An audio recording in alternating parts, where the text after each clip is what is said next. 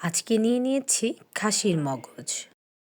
তো খাসির মগজ কে কে খেতে পছন্দ করেন জানাবেন।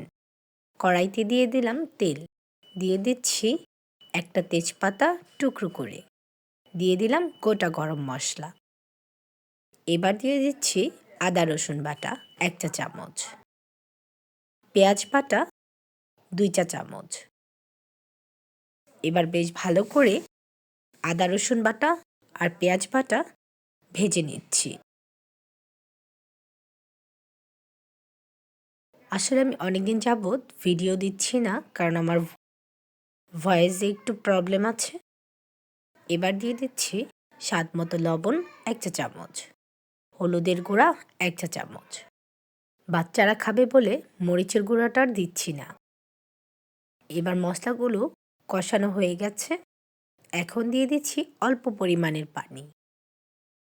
মগজ কিন্তু এক একজন এক একভাবে রান্না করে, কেউ মেখেও রান্না করে, কেউ মশলা কষিয়েও রান্না করে। এবার দিয়ে দিচ্ছি জিরার গুঁড়া 1 চা চামচ। মশলাগুলো কষানো হয়ে গেছে, এবার দিয়ে দিচ্ছি মগজগুলো। এই মগজগুলো এই মশলার সাথে কষিয়ে নেব। অনেকেই কিন্তু মগজ খেতে পছন্দ করে না, কিন্তু আমার কাছে কিন্তু মগজ খেতে ভালোই লাগে। মগজ কষানোর পরে এবার দিয়ে দিচ্ছি পরিমাণ মতো পানি। তবে মগজ রান্নায় কিন্তু পানির তেমন ব্যবহার করতে হয় না, অল্প পানিতেই সেদ্ধ হয়ে যায়। এবার এই পানিগুলো পুরো শুকিয়ে নেব।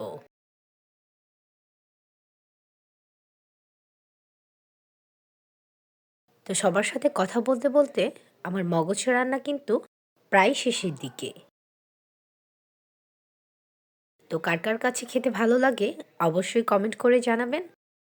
দিয়ে দিচ্ছি একটা কাঁচামরিচ, বাচ্চারা খাবে বলে ঝাল তেমন একটা দিচ্ছি না।